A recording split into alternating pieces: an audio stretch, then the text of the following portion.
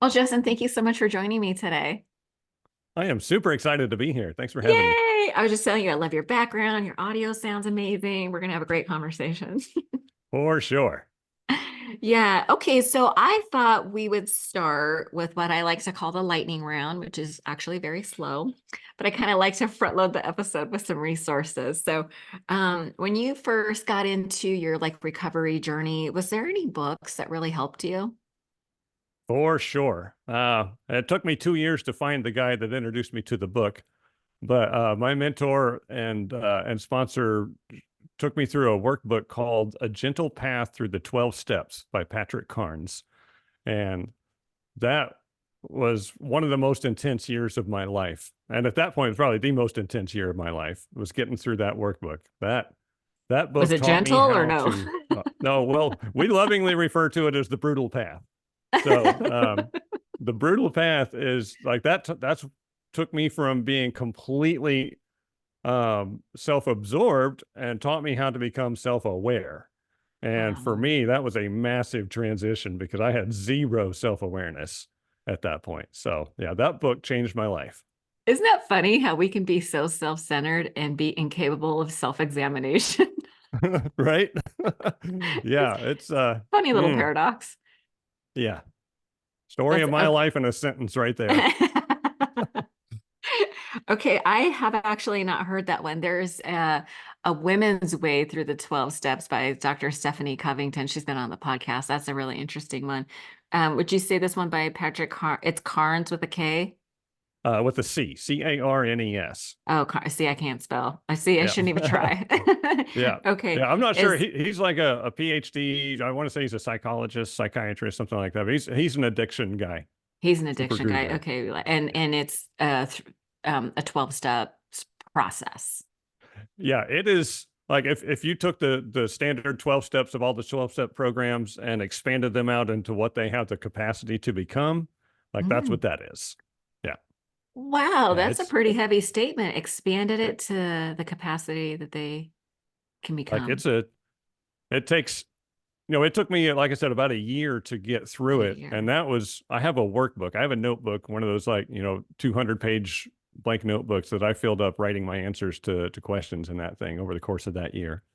But Wow. it goes through we taught, there was a section of it that's about family history.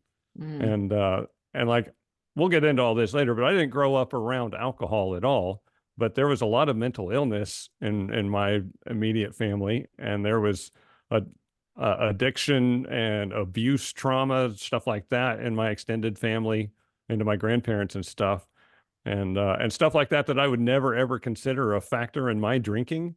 Isn't But that funny? when you list out the family tree of addiction and trauma, it's like, oh my God, like I never had a chance, like this That's has been wild. an evolving just cycle of everything bad, like forever. Like I can't even tell you how far back it goes, probably to the beginning of time. But Yeah. there's just a million aspects of that you go through in this workbook. Would start examining behavior and belief systems and stuff like that. Like it really taught me how to know who I am and why I'm doing the things that I'm doing when most of it had been on autopilot all my life. So Yeah. like that was I would say that was my starter pack for self-awareness and growth. Like everything that happened after that happened as a result of that book. That is really, I'm gonna have to get that. I'm a huge 12-step advocate. I recognize that it's not the only way, but I just keep hearing these stories over and over again for so Yeah. long that, yeah, that's amazing. Do you have maybe like a go-to mantra or quote that you live by? Like mine's obviously one day at a time. Like, but Oh, do you have like a guiding principle or anything? I have 1,000 of them. Yeah. Um, one of the most important things for me, I think today isn't really a quote, but it's more just a concept of leaning into change Mm. and getting past fear of change. And I'm 48 years old. I got sober when I was 32, and there were some periods in the first 5 or 6 years of my sobriety that weren't very good. But I would say from the time that I was probably 38 till now, say that the last 10 years, every year of my life has been better than the year before it. And they've all been better than any of the previous years. So I've done a lot of growing and a lot of changing, and the result is my life keeps getting better, and a lot of it's uncomfortable. But I have learned through this that, once you get through the discomfort and lean into that, that things are probably going to get better, I and that has love just really that. helped me embrace that idea. Yeah, I recently heard that idea that hard choices make an easy life and easy choices make a hard life. And it's this idea. Oh, I love that. I've Isn't never that heard that. good? That's fantastic. Isn't that good? But that Oh, speaks to what you were saying. It's like we experience some discomfort, but it's like exercise, it's like painful up front, but you get a benefit later. And I find that, don't you find that like there's a price tag that comes with everything in life? And I've just come to accept that I love this idea of leaning into change and discomfort because that's in essence paying the price tag up front. It's the hmm, hard choices that lead to an easier life. for sure. And Yeah, I think that the whole idea of staying the same is so repulsive to me. And that's something that I adopted early on in recovery, is that, I don't want my life to be the same. Like, but if I want it to exactly. be different, I got to do different things. And that has really, really become kind of a just the way I live. Yeah, it's very pragmatic, very, very logical. I mean, have you ever heard that idea? It's like people say it in a disparaging way. It's like, oh, but you've changed. It's like, we can't be friends anymore. You've changed. And it's like, bitch, you're supposed to change. Right? I'm going to take that as a compliment. And if you don't need to be part of my life anymore, that is okay. That is okay. Yeah, setting boundaries is something we learn in recovery as Yeah. well. I think just having enough self-value to not need to sacrifice who I am so that someone else will like me, like that's a huge change for me. Is And it? that's something that really makes me proud of the growth that I have achieved so far. Yeah, I mean, that is definitely an indication of growth, right? Like letting go of those people pleaser tendencies, which is so hard to do, It right? is. I just heard this guy, Dr. Michael Gervaisi, he's talking about FOPO, fear of other people's opinions. It's like, I do love his podcast, by the way. He's amazing. oh, do you? Isn't he Yeah, yeah, amazing? yeah. He was Yes. just on the Rich Roll podcast, and he's got that new book that's coming out. I forget what it's called already because it's not on Audible yet. But yeah, he's amazing. Master of Yeah, Change. Is that what this podcast is called? yeah, Something like yeah. that. Yeah. Awesome. I love that leaning into change and discomfort. That is very mature of you. Well, thank you, thank you. That's very wise. Do you have a regular self-care practice, whether it's like a morning routine or a weekly schedule? What does that look like for you? Definitely. Well, that's another thing that I've learned about myself in recovery, is that I am a routine person, and I'm like that. Oh my goodness, what's the hungry, angry, lonely, tired? The HALT Halt. inventory. Yeah. Like that really taught me a lot about myself. It's like stupid, obvious things. I should have known my entire life that when my blood sugar gets low, I turn into the Incredible Hulk, right? Like, but I didn't. I never put two and two together that I'm hungry and I'm also a giant asshole right now. Like I never put those two together. So I've learned that about myself, that I'm Connecting the dots is right. important. I'm very food dependent, but but yeah, and I'm very exercise dependent too. I've Are learned you? that when I go to the gym and work out every morning, like that boosts my mood from a 4 to an 8 right off the bat. And if I Isn't that don't, amazing? I really can't get past a 4 all day long. And that's a bad place for me to be. So exercise in the morning is huge for me. And then follow that with a solid breakfast, because food is huge for me. Okay. And the one addiction that I have not really tried to overcome yet in my life is caffeine. So I got to have my cup of coffee every I'm morning. with you. I have no shame Uh, about that. yeah. So, but I'm I giving up like, every other damn thing. I am not giving right. up my I'm hanging on to the coffee. yeah. Plus, I've made probably a terrible mistake, and started roasting my own coffee beans, which turned me You into this did. massive coffee snob. And like, so, which makes it hard to travel because the coffee everywhere else is just Just inadequate, crap. you know? Yeah, I hear you. But so, yeah, I go to the gym, I eat a good solid breakfast, have my coffee. Taking a shower in the morning really gets my brain turned on, lets me know it's time to go to work. And Okay. those are the things that I do every day, Monday through Friday. And I don't go to the gym on the weekends. Saturday and Sunday is body recovery week or time. Smart. But I'm still physically active throughout the day. Hmm. But those things are my foundation for a quality day, positive interactions with other people. You know, I own a business. My wife and I own a veterinary practice, so I'm interacting with staff and clients throughout the day, And and horses. horses. Yes, so I've Big got to be animals. able to deal with conflict. I've got to be able to deal Oh, with people who are having the worst day of their life, because that oh, happens all the time. And in order for me to do that, I need to be on my A game. And the way I do that is my morning routine. I didn't really think about that when we were talking earlier that you're dealing with people that are going through the worst day of their lives, like your clients are I don't like to say owners, but like custodians of horses. Is Yeah. that fair? Yeah, Because I think that's anyway, reasonable. whatever. Yep. You own a horse. But they're taking care of these beings and they come to you because something's not going right. Yeah. So I mean, a lot of our stuff is regular preventative vaccines and dental care and stuff like that. But horses are stupid accident prone. They get hurt all the time. they do. But they also like their intestinal tract is just a nightmare design.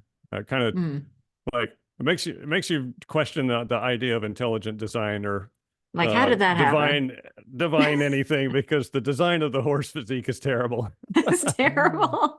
It is. Yeah. So they're prone to a lot of challenges, but Oh, so so we when deal with a people lot of horse coming to you. emergencies. Yeah. Oh, the emergencies, like putting Yeah, horses down or dealing with people that are scared and sad and right. Yeah. you looking for And someone to blame, possibly. right. And I Yeah. need to, I'm not the face of it. My wife is the doctor, but I'm still there and I'm a representative of the medical community and hopefully part of the team that's going to help save the day, right? Right. But if I'm an emotionally volatile, highly sensitive, just super over the top about everything because that's who I am when I'm drinking, like I can't be in that situation. I'm going to make it worse. So there's no way I could make it better. Right. Yeah. And even me, um, unself-aware and just reacting to other people lashing out because of the pain that they're in that moment, which really has nothing to do with me. But if Right. I don't have the awareness of that, then I'm going to take things personally and defend my honor and fight back. And like, it's going to be a nightmare for everybody. Right. Like all Yeah. that No, has to that's do really wise. with this. It's crazy. Yeah. Yeah. That's amazing. Where are you on the sort of spiritual spectrum? Is that included in part of your I'm morning sure routine? there's a corner somewhere on that spectrum. I'm in that corner. Okay, this I've is gone through a good. lot of a lot of different places on that spectrum, I think, in the course of my life. My mom was hyper super like over the top religious, which was Mm, part of her sickness and the way she was trying to deal with life. which is a huge But turn off for you right, personally. that really drove me away from organized religion. Yeah. Um, but I do I am a fan of meditation. I did a Yeah. lot of meditation in earlier parts of recovery. Roland, my mentor that took me through that workbook by Patrick Carnes, also was also a meditation guru, which is what really drew me to him in the beginning. And so I have spent a lot of time sitting on the pillow, Mhm. trying not to pay attention to all the thoughts racing through my head, and Yeah, that's a varying challenge. levels of success and failure on that. But Yeah, but and as a I go, practice, yeah. yeah, I go in and out with that. Um, I when I started swimming laps, which I don't have access to that pool anymore because I moved, but I had the YMCA pool to myself every morning at 5:30. And Wow. I found that was like the super meditation spot because I've got my goggles on. I'm looking at the bottom of the pool. I can't hear anything.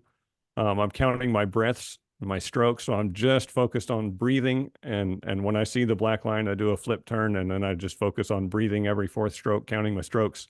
And like that really put me in a great Zen spot, doing that for 30 minutes. And like that's the best meditative practice I've ever had was swimming laps. And I miss Oh, it. that I sounds haven't found a good replacement for that. yeah, that's beautiful. I love that that you found like another way to do meditation because I think a lot of people struggle with it. Hmm. And yeah, so finding something that works for you, it's Right. beautiful. Yeah, that's awesome. Um, what is one thing you wish you knew when you first got sober? Ooh, just one. Well, Everything that I What know comes up for now. you? Yeah. Um, I wish that I knew that I can change the way that I feel about myself. I did not know that for years into sobriety. Um, but I did not know that with the help of trauma therapy, I went through EMDR, Oh, you're trauma this, therapy. yeah, second person in a row. Yeah. And that helped me change everything about my life. That process helped me change the way that I feel about myself now and the way that I feel about 25-year-old Justin, who was an insane drunk maniac. That helped me Yeah. change the way I feel about 10-year-old Justin and 5-year-old Justin, which I had a very negative self-view all my life. By the time I got sober, I hated myself so bad I didn't really care if I lived or died. Oh, And taking alcohol out of the mix changed that for about the first 3 or 4 months. But then, the pink cloud wears away, and I was still me, and I still hated myself, oh. and I carried that around in sobriety for years. My life got better, but I still, the way that I felt about myself didn't change. And had I known then what I know now, I would have sought out therapy a lot sooner, I think. Mm, that's really good to know. I think, people start out, listen, people start out in all different ways, but yeah, I'm a huge fan of therapy. I did EMDR as well, and it was hugely productive. Yes. That Yeah, as changed, a like that's the center of everything in my life at this point, because that's kind of the delineating line between the old Justin and new Justin is going through that process. Like, it's unbelievable how profoundly that impacted me. Yeah, it's so interesting because we're all walking around with this trauma, but to varying degrees, to be fair. Hmm. And but we also have this mechanism of dissociation, like we detach from it so that we can survive. But it's like Right. walking around with an anchor around your neck and you don't even know it because you're so Right. accustomed to it. So I just want to commend you for being so brave and doing that EMDR therapy because that is not easy. It's not. That's a hard choice. Yes, but that's one of those things that taught me that doing the hard thing can really bring some awesome results. Absolutely. Yeah. Well, let's talk a little bit about how we got here. The title of your book, I should have put my glasses on. The Righteous Rage of a 10-Year-Old Boy, A Journey of Self-Discovery. How long did it take you to write this book? I spent right at a year writing that. Um, and really, it didn't start out as a book. It started out as a journal and that is the story of me going through trauma therapy. It Okay. was kind of a fly on the wall experience of what the sessions were like and what I did and what was going on in my head. Um, and I learned so much so fast going through that I was afraid I was going to lose it. I'm getting a Yeah. little older. The memory's not quite as good as it used to be. So, Preach into the choir. so I would come home from therapy and just try to journal out everything that happened and what we talked about and what my big insights were and what I managed to change that day. And by the time I got through 3 or 4 months of doing that, I was like, the insecurities that I have are the same as the insecurities that everybody else has. The traumas that I Yeah. experienced that formed them are my own, but like we all have the same insecurities, and like I can change. Like I can stop being driven by those insecurities, and everybody needs to know about that. Like if I can change, anybody can change. So like that's when I decided that it's not just going to be a journal, it's going to be a book. That is so beautiful. Okay, now I can't, like I was telling you before, I was like, I get so many books, I don't get to read them all before I interview people, but definitely. Do you have an audiobook version of this? No, Will you not tell yet. me I when you don't know if I'm do? going to. Oh, please do. Uh, Please do. Well, I'm working on the third audiobook. I have another book series called The Adventures of the Horse Doctor's Husband, which are Oh, all that's like real right. life horse emergencies. Yeah. And I'm narrating the third one of those, and it's such a process. Reading is not too bad, but editing all that stuff and get it to where Audible will accept it, it's just so time consuming. I'm like, Yeah. oh, You might have to I pay don't know. somebody because it sounds like Every a time I worthy. do it, I'm like, I'm never doing this again. And here I am. I'm like, please do an audible. Right, right. For those of us with ADHD, the auto man, it's been those books have been a godsend. Yes, it'll get Okay. there. Okay. And you have to do it yourself because it's different when somebody else reads it. It's just not the same. It is, especially when it's that personal of a story, you I know? know, right? Oh my goodness. Well, let's talk a little bit. I'm always curious about family of origin because I feel like that sets the stage for everything else. So, Hmm. what would you, and well, like I was going to say, what would you like to share about your family? But I guess you put it all out there. So let's get into it. Let's. Let's do it. So, what was your relationship like with your parents? Challenged and challenging, I think, right from the get-go. But and a lot of this I know in retrospect. So I know that my mom and dad went to college together, and my mom was pretty book smart. My dad was not. So my mom always said that she got 2 degrees because she did all my dad's homework so that he could graduate college too. But so they Bless did her that. heart. Yep. And at the end of college, my mom, I don't know all the details, of course, but my mom decided to take off with another guy that they had partied with through college, and went to California with this other dude and left my dad hanging. Well, he wasn't my dad. The guy that she went to California with is my dad, and apparently he was a raging alcoholic, and they had their little 2 year soiree out there, and he would beat the crap out of her, and she was the one with the job, so she would go to work and leave me with him, and he would take me to the bar and leave me in my little kid carrier sitting on the bar and forget about me, and she would come home from work and have to go to all the bars that he went to and try to figure out where I was at, Oh my stuff like God. that. And then, so once she got tired of that, she went back to the college boyfriend, and needed to be rescued, and he Mm. rescued her. But now she's got a kid that belongs to somebody else. So I think I started off at a disadvantage just because I was a constant reminder of that. Like, and I try to imagine myself in that position, and like that's a lot to take on, right? So I can find some empathy for my dad in that regard, but especially fast forward 6 years, and my little sister was born, who is his kid, and that's when things really changed. And so my dad was extremely strict.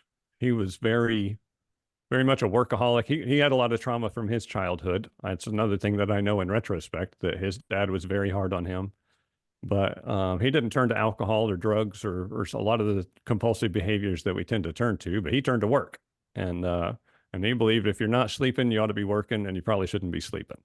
So he would go to work all day long, and he would come home and work on the house or work on the car. Or he always had 15 projects going on that needed to be done, and I was expected to be a big part of that. So I had my big chores list that I had to do every day, and like, you don't go to bed until everything's done.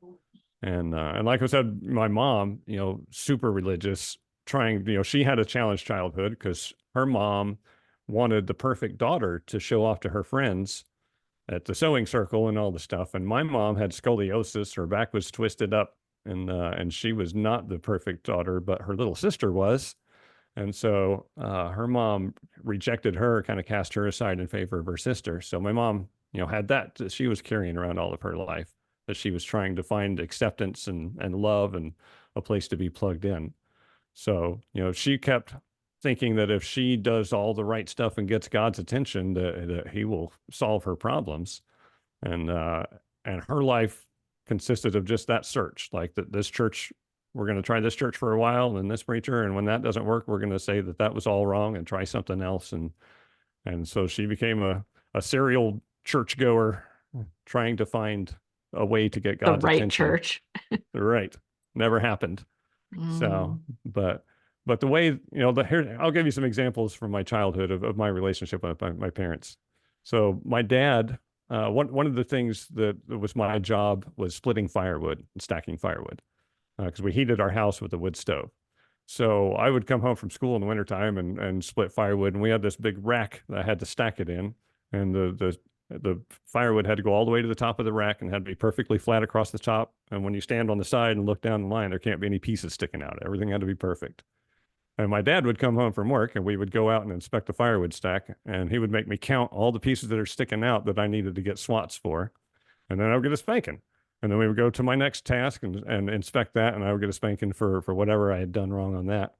But like every day, I would have all this work to do. I'd come home and work my ass off to get all the stuff done. And then my dad would come home and punish me for everything. And like, that's starting at 5, 6, 7 years old. That's my everyday life. And my mom was not a disciplinarian at all. And so when I would get out of control, running around like kids do and being loud and all the things, she would have me pulled in the big trash can from the alley and pull the trash bags out of it and sit inside there until my dad got home, which, you know, so like these are my two primary caregivers. So I can't rely on, I don't have any trust in either one, right? Because one's throwing me Right. the way and the other one's beating me to death. So, um, so I didn't really have a safe place. I didn't have anybody to be my comforter or to rely on. And so I always felt at odds. As far back as I can remember, I was at odds with my parents, and I didn't feel like part of the family, and I didn't want to be Mm. part of the family. Like my whole world was escapism. Like right as far back as we didn't have a television, but I was reading at like 5, and I found that books are the way to escape. Like I can get into Encyclopedia Brown or the Hardy Boys and Nancy Drew, like go be in their world where kids are celebrated and appreciated, and like it's okay for the kid to be smart, and like the adults Yeah. appreciate what they bring to the table. They have value. Like that's the world I wanted to be in. So I became a bookaholic when I was in my single digit years, and that got me out of my world as much as I could get out of it for years until I discovered alcohol in high school. Were there any teachers or anybody outside of your immediate family that was aware of that you were being abused in that way? Not to that level, I don't think. I didn't talk about it to anybody. I knew my dad was stricter than my friends' dads, but I didn't acknowledge that I was ever abused until I was probably 45 years old in therapy. So, like Because you thought that was normal? I knew it wasn't normal, but one of the things that my parents impressed upon me very early on when I was really young was that you don't ever question your parents, that they are always right, and that Wow. to question mom and dad is to question God. And they pull the little verses out of the Bible about spare the rod and spoil the child, and that the father's the head of the household and he's the representative of God and all this stuff. So like even if it wasn't conscious, like I had this belief that my parents were infallible and I could not question their decisions and how they did anything. And so I didn't. And so how did that how did that make you feel about yourself? Like you were experiencing a lot of pain. So it seems like the only reasonable conclusion you could come to was that there was something wrong with you. Absolutely. Yeah, that was the obvious conclusion. And I remember arguing with my therapist about this because I would kind of defend my belief that the reason I ended up in the trash can was because of me. And Mhm. and I believed that because I knew what the consequences were to my actions, and I would forget that, or I would be wound up about something and not have control of myself. If I had just kept my mouth shut, or like not tried to engage my mom in whatever game I'm playing in my head, that I wouldn't be in the trash can right now. So I got myself in here, even though I believed that the system was messed up, but I knew what the system was. I knew the rules, and I would still wind up getting myself in trouble because I didn't have any self control. Oh So, my God. um, but I think also at that age, obviously your brain's not done developing. You don't even have all the prefrontal cortex stuff yet for reasoning things out. So I couldn't see the bigger picture Yeah.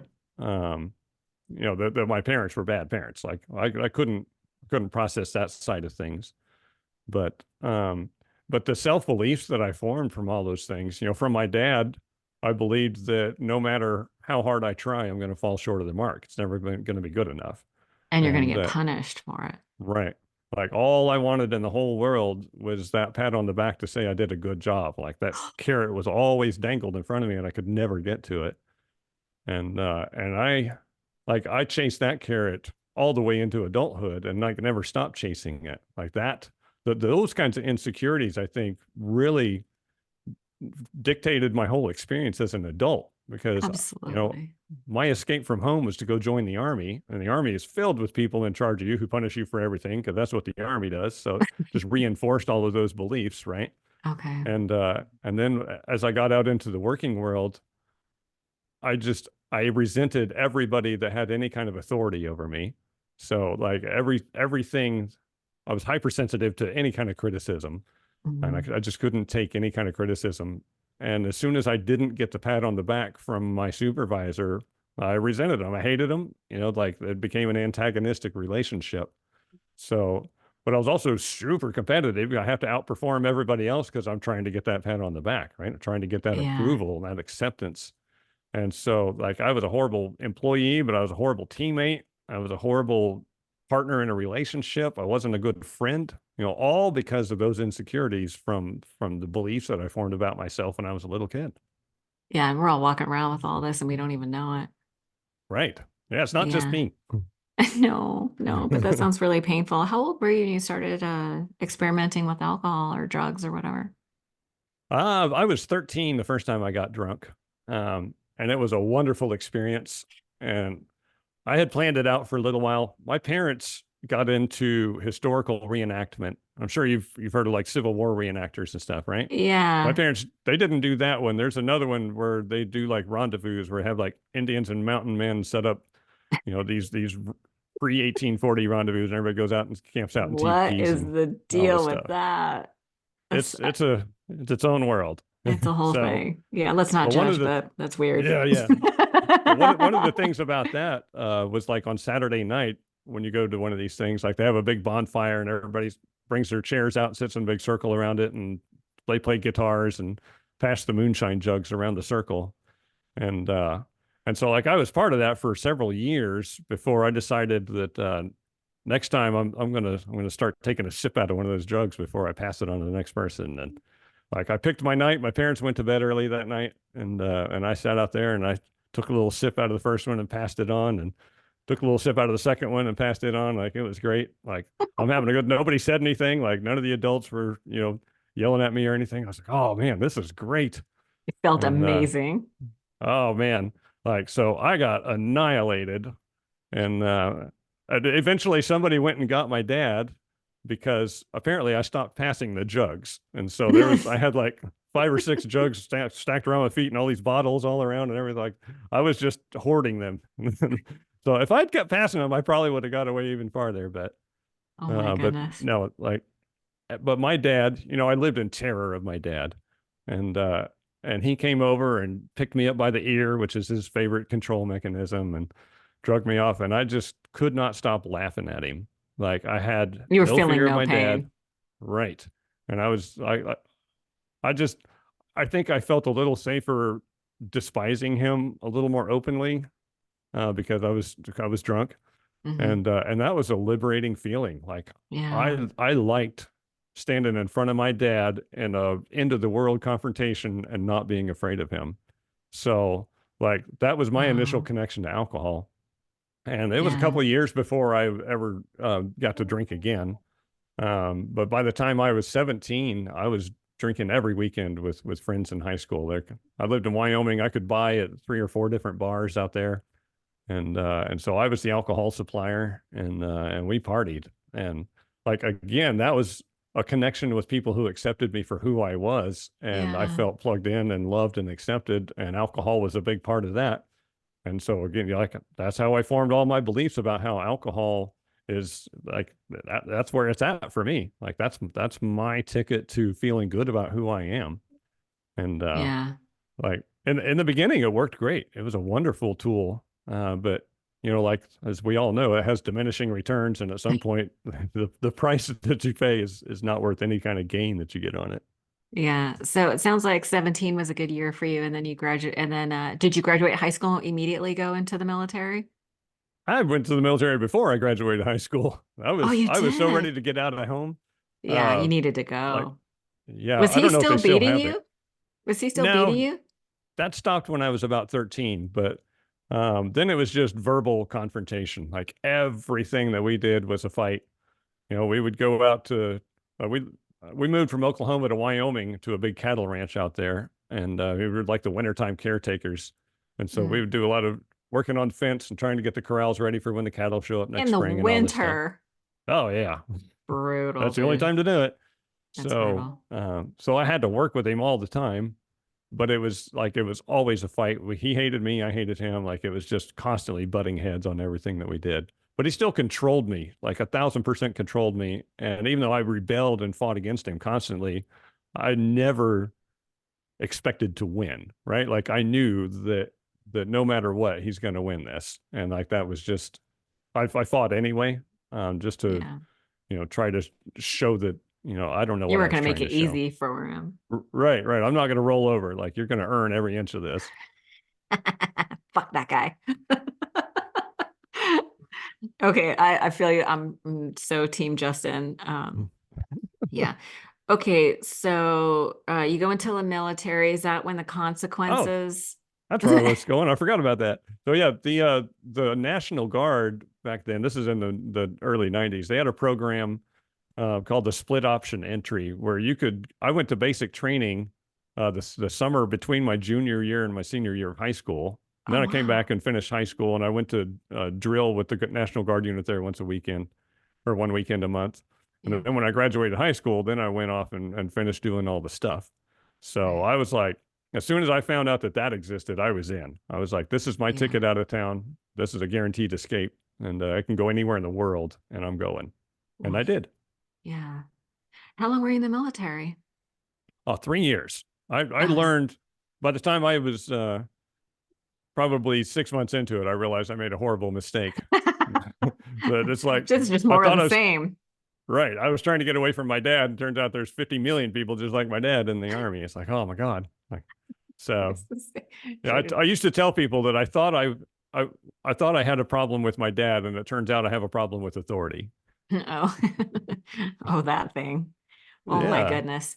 So let's fast forward to when you get sober. Like, what was it?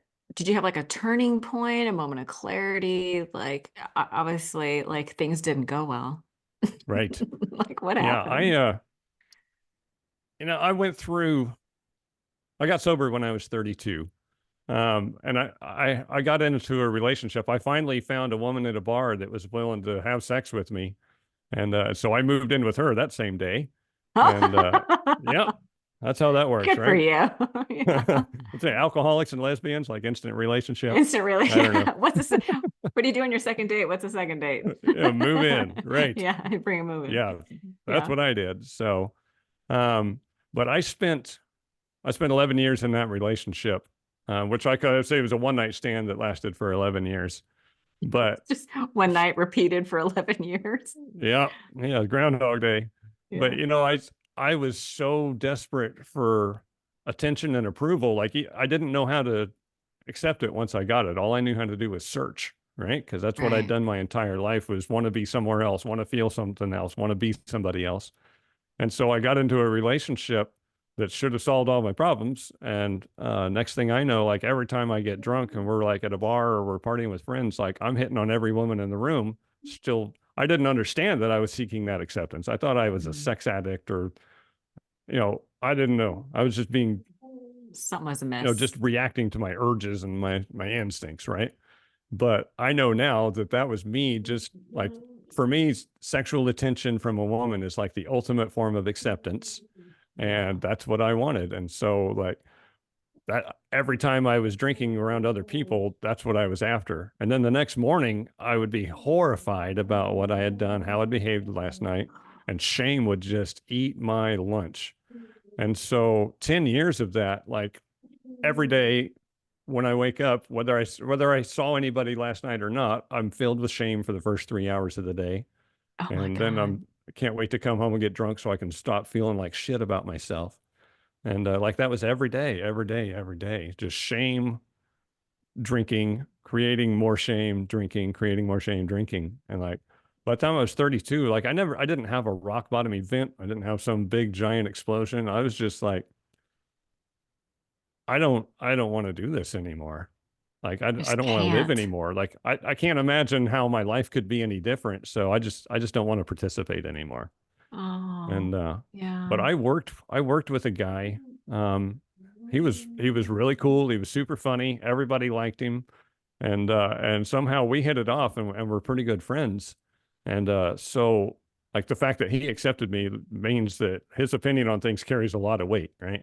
Yeah. And so I would sit with him in the morning behind the shop, and we would smoke cigarettes and kind of sweat out our hangovers and talk about, trying to get our drinking under control. And it was always in a joking way. Like we were never quite willing to say, I have a drinking problem, but we're like, man, it's a little bit of blood in my dry heaving this morning. I probably need to take a couple of days off and give my liver a break and all this. But Yeah. one day, I had heard a comedian somewhere say something about going to a meeting, and I didn't understand the line. I didn't even know what a meeting was. I was vaguely aware that AA exists, but that's about it.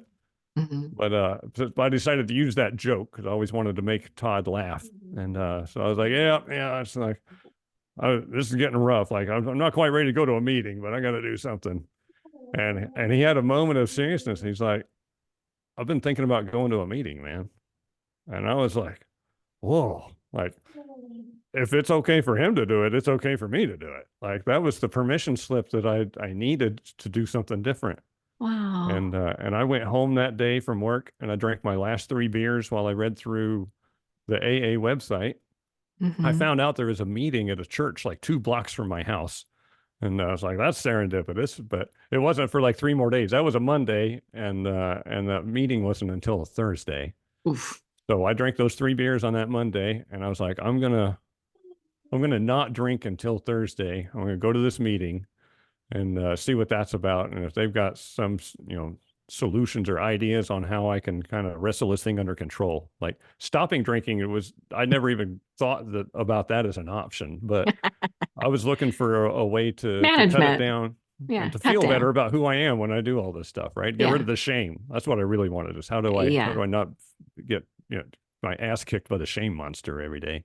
Yeah. So, but I went to that meeting and like that was a chapter change in my life right there because for the first time ever, they did a first step meeting for me and all these people, there's like 20 of them in there, and they sat around and took turns talking about how they felt about themselves when they were drinking and how a lot of them didn't like who they were. And and I have never in my life heard anybody talk about, especially a man, talk about feelings before. Like I was in Wow. such a toxic masculine environment around the military all my life up until Wow. that point. Every guy there is, trying to convince everybody that he's the toughest guy in the room. And that's just like, and I was too. And I was not a tough guy, but I was wearing that mask trying to fit in with everybody else and comparing the way that I feel to the way everybody else looks. And so when I got to this meeting and they were talking about feelings and like hating themselves, I was like, holy shit, like these people understand me. Like I've never felt understood the way that I did at that meeting.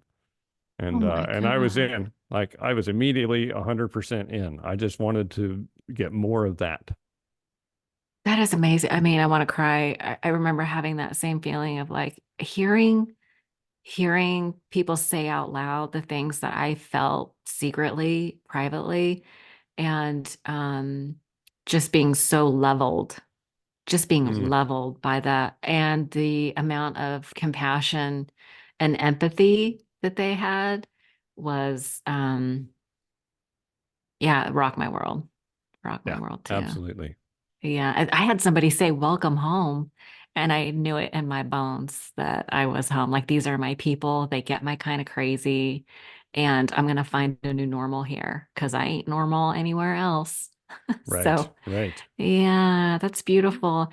And is that when your friend took you through the Patrick Carnes book, or did you Uh, try to do it like the traditional 12-step way? I did the traditional stuff for the first 2 years. Okay. I didn't meet Roland until I was a little over 2 years sober. Hmm. And those there were a lot of ups and downs during that time, but Oh like yeah, I was that's a saying roller earlier, just coaster. yeah, like the pink cloud for me was fantastic. I Yeah. loved that. But once I got past that point and I worked the 12 steps, I was diligent about all this stuff. I made my list and all the things, my inventory. Excuse me. Did you have to make But I amends to just, your dad? my dad was already dead at that point. He died while I was still drinking. Oh, Um, okay. but I worked on trying to or repair some of the damage with my mom. Okay. Um, that was an ongoing thing all the way until she died, which never really had complete fruition. But I made efforts. Um, You feel good about but what you were able to do. yeah, That's a yeah, participation thing. Like I have a family member, it's a participation thing. And if they don't participate, then you just have to like get to a place of peace with where you're at. that's all you can do, That's right? all you can do. Yeah, but I did that for 2 years, and by the end of that 2 years, I I knew that something had to change again because I was back in that Mhm. place of I'm sober. I don't have my coping tools for any of the things anymore. I still had cigarettes. I was still smoking at that point. I smoked for another year after that, but alcohol was and cigarettes were my two coping tools for everything in the world because those two things could help me change the way that I feel right now, no matter what Mhm. situation I'm in. Right? If Mhm. I'm excited, I smoke a cigarette. It calms me down. If I'm angry, I smoke a cigarette. If I'm bored, I smoke a cigarette. No matter what, like I was never comfortable with how I feel, and a cigarette or a drink would change that for me. And so I had given up the drink, and that was the real big one. Mhm. And I've just I was back to being in a negative headspace all the time. Like, and part of it was that I was in a relationship with that woman. The first year and a half of sobriety, we stayed together, even though when I quit drinking, she did not. She doubled down. Oh, Um, brutal. Yeah, so I had that. I had very unhappy relationship at home. I hated my job, mainly because the guy that I worked for was also riddled with insecurities, and so he was so much like my dad that he had to control everybody that worked for him to the nth degree all day, every day, and just constantly remind him that he's in charge. I'm in charge. I'm in charge. I'm in charge. You have to do what I say. And because I hadn't dealt with any of my insecurities, I rebelled against that so hard and I just fought with him constantly. And so I hated everything about my life. Like my home life sucked, my job sucked. Like I didn't have any place to be. I didn't have a safe place in the world. Mhm. And I didn't know what to change. Like I took out the alcohol. That was supposed to solve all my problems. I still have all my problems. And, Yeah. uh, and I went to a speaker meeting one night and like at that point, I was going to meetings like 6, 7 days a week, Did all the the way mate like through did the 2 years of meetings sobriety.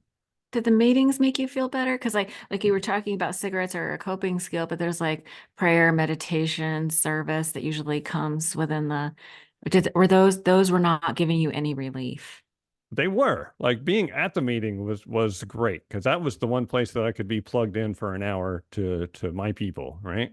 Hmm. But in the middle of the workday, like that seemed like that was on another Oh, continent. It was so far away, and like I would try to like I would text other people and like try to share little positive tidbits with them because that made me feel good for a minute, but yeah. wasn't supposed to have a cell phone at work, so like I would have to do that on the sly, and just trying to be plugged into that was so difficult at that time. Like cell phones weren't what they are now. Obviously, that Right. was Yeah.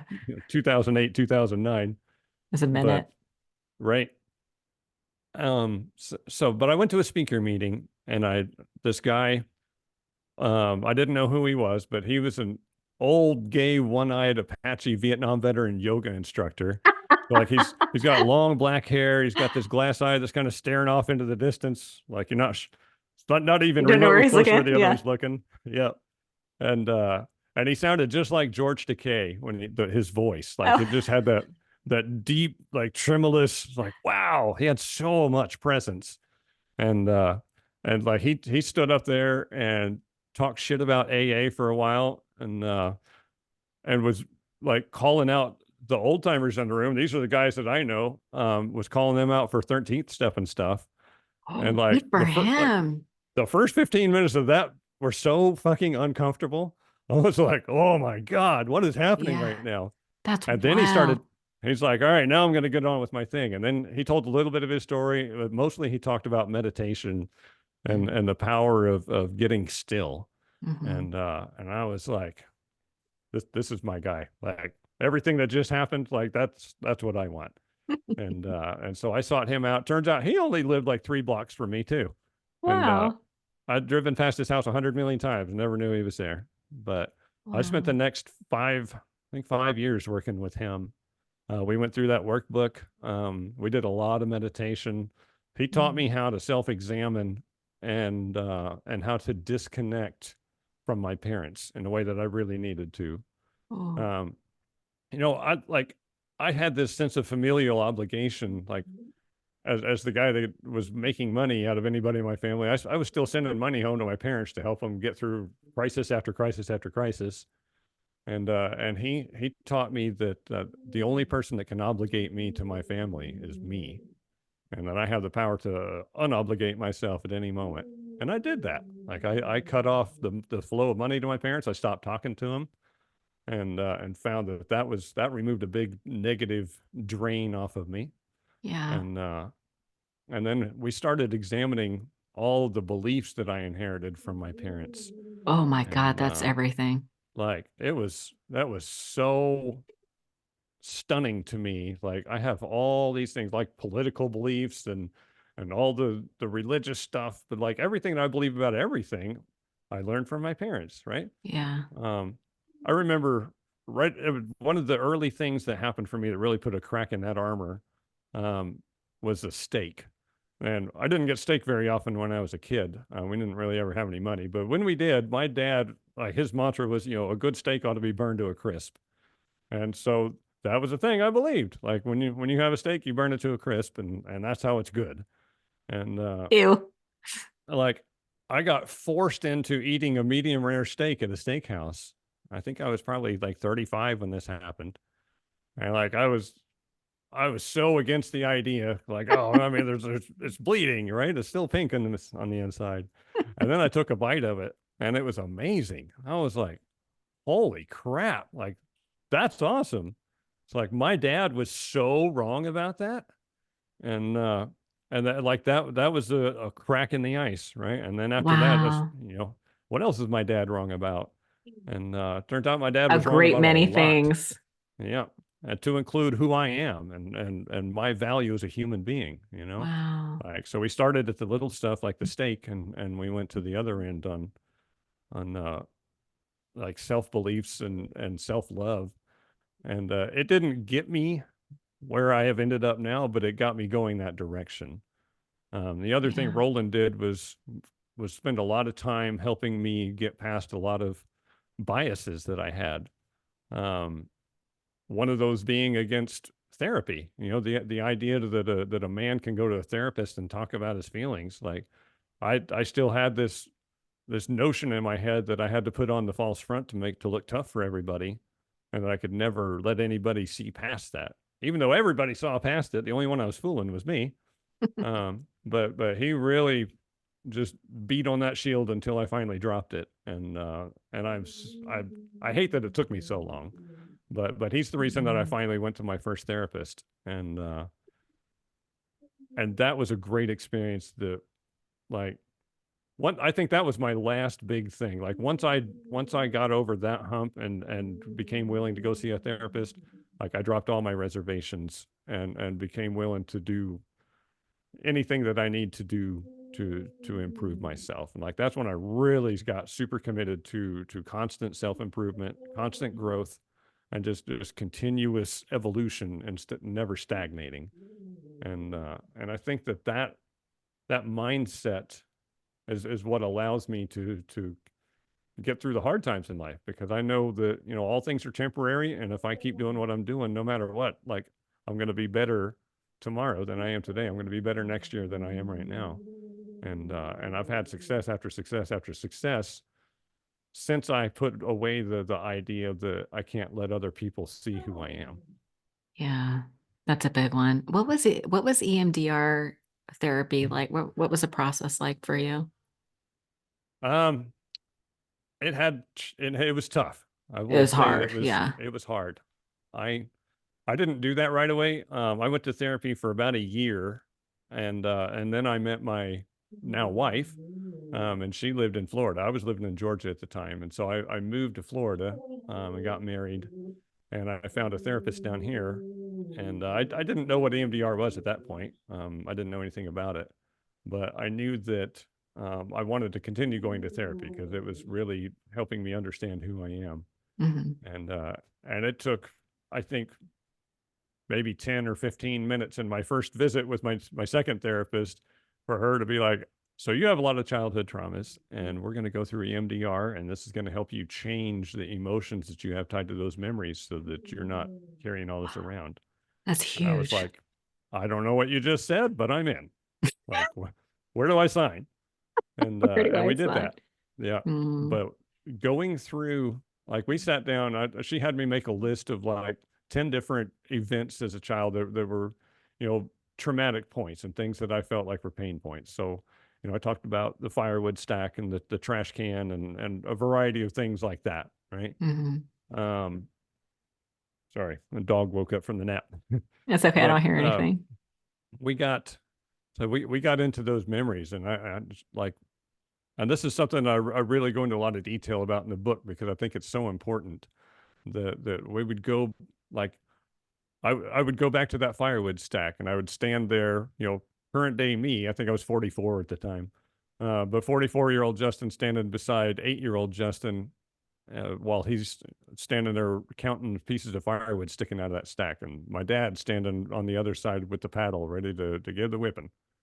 And to really immerse myself in the feelings of that moment. Like, what was 8-year-old Justin feeling in that moment?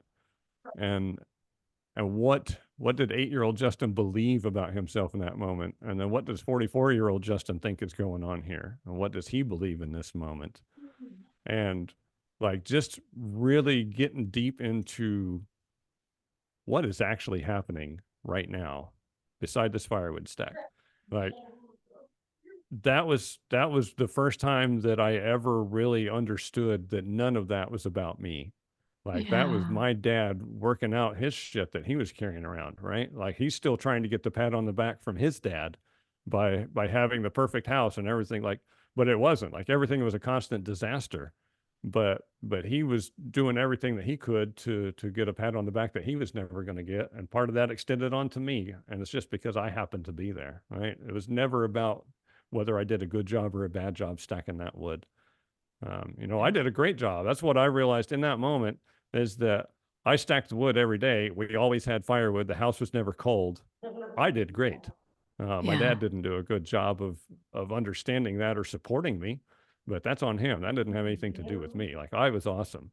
And when I shifted that belief of who I was and the value that I had at 8 years old, like, that changes my whole understanding of who I am and who I've always been. And we did that over and over and over. Like, we did that with the trash can. You know, when I go stand beside the trash can with 6-year-old Justin sitting inside there and my mom sitting at the sewing machine out there sewing a dress for the historical reenactment thing, like, trying to get the grip, you know, an understanding of what's really happening here. It had nothing to do with my inability to keep my mouth shut or control myself. It had to do with my mom, like, being a bad mom, doesn't understand how to appropriately punish or guide or anything else. Like, that's on her. It had nothing to do with me. And Right. I was just in the wrong place at the wrong time. And and that, like, just changing the belief that core understanding that it's not that I'm not good enough. It's not that I don't have any value. It's not that I'm worthless and can be thrown away. Like, it has nothing to do with that. Like, I'm amazing. My parents were fucked up. And Seriously. that was what EMDR did for me. That is so healing. That is so Of amazing. Like, it takes away all the shame, you know, and like, which is what I was really trying to get away from all of my drinking, like, get away from that shame. And or when I got sober, I said, trying to get past that from my drinking, like the shame monster and that feeling of inadequacy. Like, EMDR got me away from both of those things. And that's, like, it's such a profound, it's hard to even put it into words. It's such a I know. profound shift of how you think about yourself, which changes how you deal with other people, how you present yourself, your confidence, like, how you everything, how you live, like, who Everything. you are, it changes everything. Yeah. And just doing like it takes so much courage to do that deep work. but It that's what does. changes everything. I think I think being honest with yourself is a crucial part of any kind of success in life, right? Hmm. But getting sober is no different.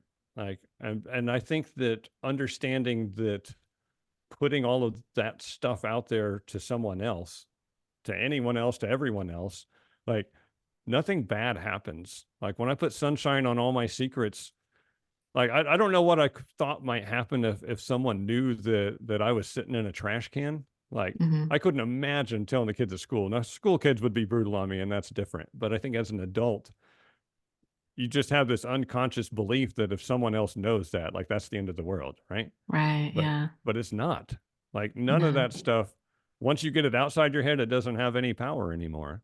And Yeah. so being able to talk about all of these things and like the way that I feel about myself, the way that I was treated, and the way that I've treated other people. I've done bad stuff. You know, I was wildly sexually inappropriate for most of my 20s. I'm not proud of that, but I understand how I got there, and that Right. wasn't my Yeah. fault. And I think that lacking any tools, that's going to happen 99 times out of 100 when you put all those ingredients in the pot. That's what comes out, right?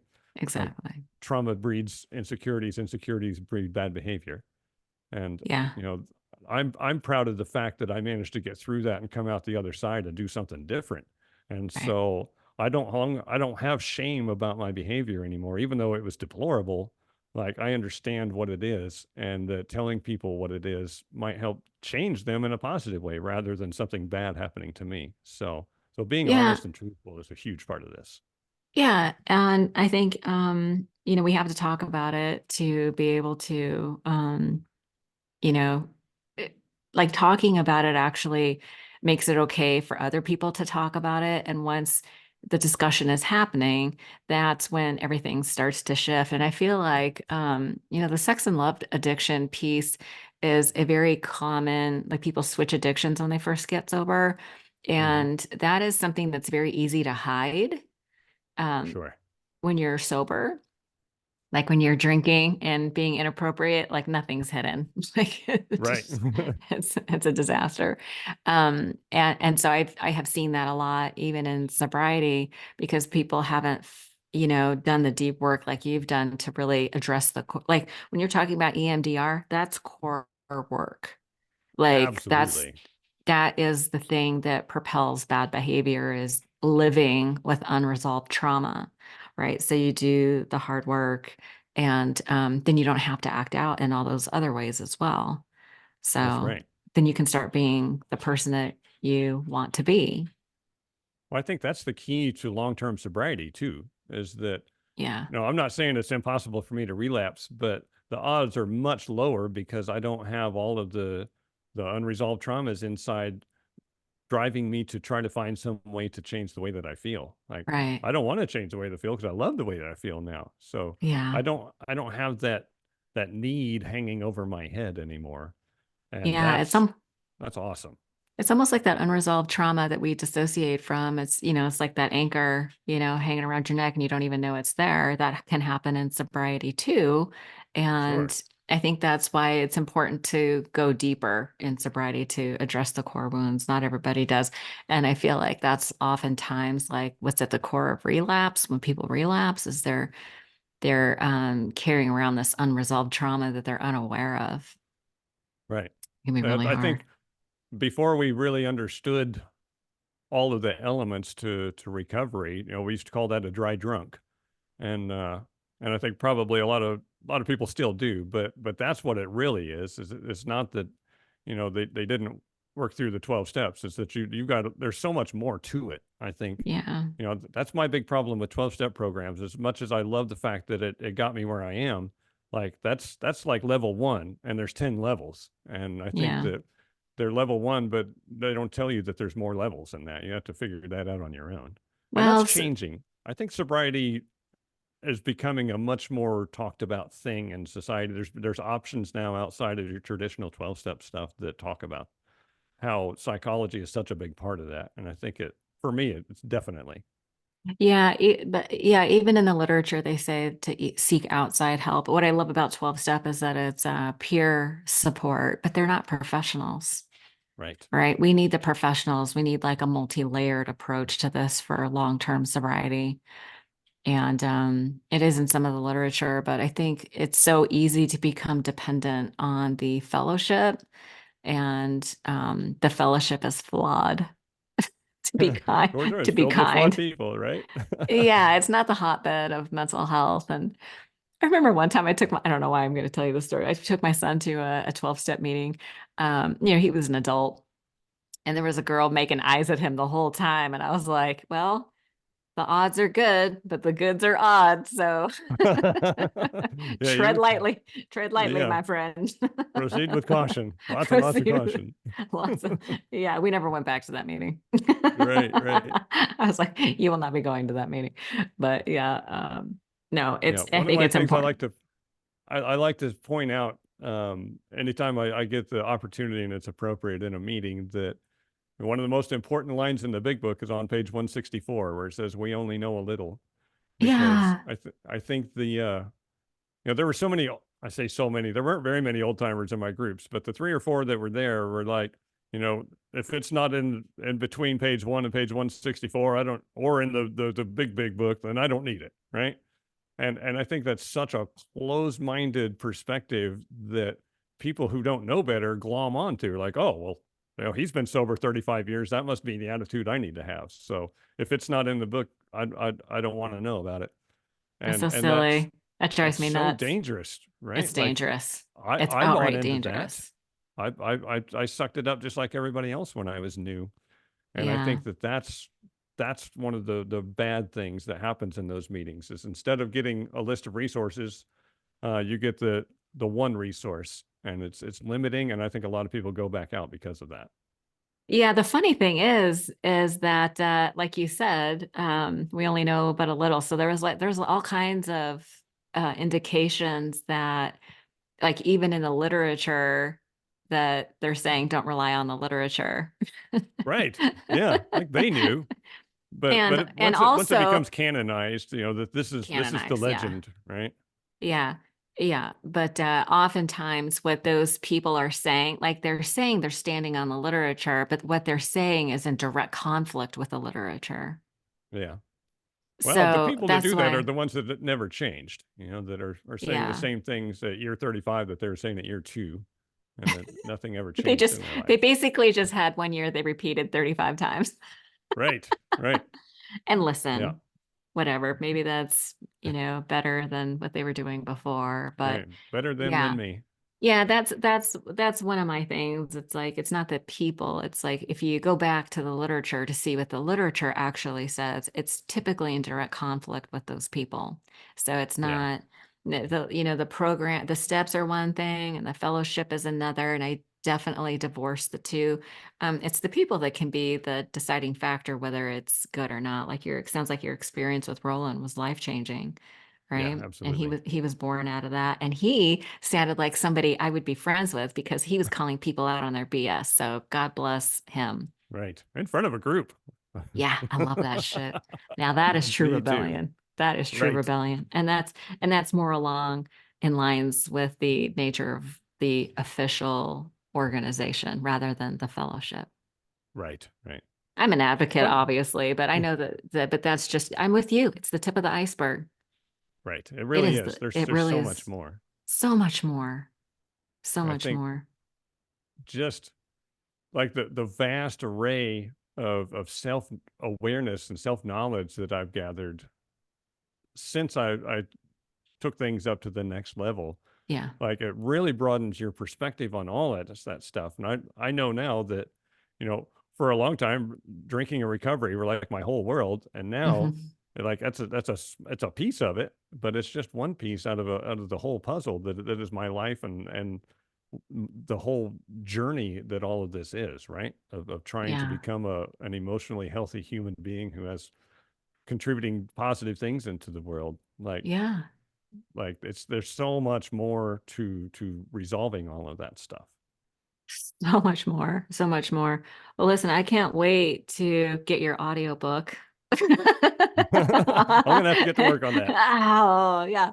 Um, and to really, I think it'd be so interesting to get like you said, a fly on the wall view of what the process of EMDR, doing that deep trauma therapy work is really like, and to see how amazing your life can be on the other end of that. And you're an amazing example. We're either, what's that saying? We're examples or cautionary tales. You're maybe a little of both. A little both. Yep.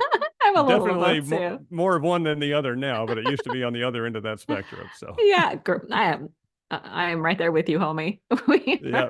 are part cautionary tale. Well, where can people find your book? My website, jboydlong, JBoydLong, has links to all my books, but they're on Amazon, Barnes and Noble, all the online bookstores. You can find those, but there's direct links. I also have a blog there that's got some self-development stuff in there that people might find interesting. And Nice. there's a lot of good stuff in that. So Yeah. jboydlong.com. jboydlong.com. I think your blog, I'm gonna have to check out the blog too. I'm a reader, mostly an Audible consumer, but yeah, I'll have to check that out. Well, listen, thank you so much. It was such a pleasure to meet you. And thank you for spending this time with me. I love your story. I think it's going to help so many people, which is kind of why we're in this business, right? That's right. Just trying to destigmatize and remove a lot of the mystery and shadow from this. So let people Yeah, see what it is and how to get there. I love it. Thank you so much. Well, thank you for having me on the show. It's been a great conversation. Thanks.